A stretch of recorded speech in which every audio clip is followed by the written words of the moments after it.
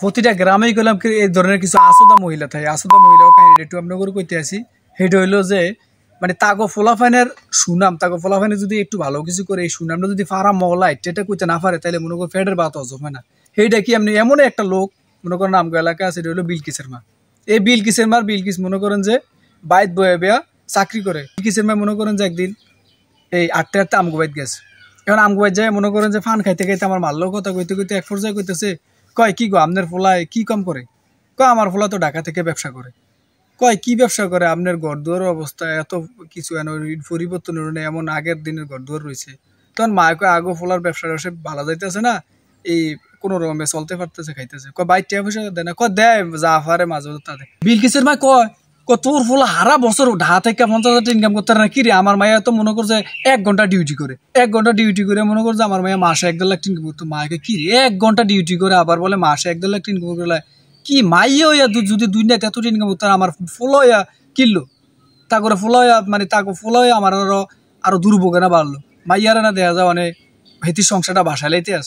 এই কথা হই না আমার মা বিলকিসের মার থেকে বিলকিসের নাম্বারটা রেখে দিস।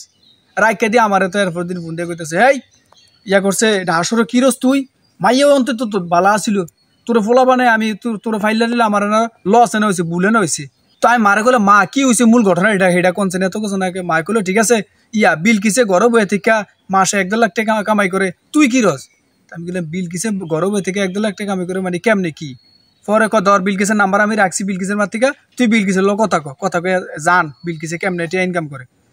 তো আমি তো মনে করেন বিলকিসের নাম্বার লইয়া বিলকিসের ফোন দিলাম। ফোন দিয়ে আমি কইলাম সালাম টালাম দিয়ে কইলাম মাফা আমি তো কসিমনির, আমি কসিমনির কনের পরে কয় ও আচ্ছা চিনছি। কয় ভাই কি করবেন বলেন? আমি কয় আফা আপনি চাকরি করেন কিসে?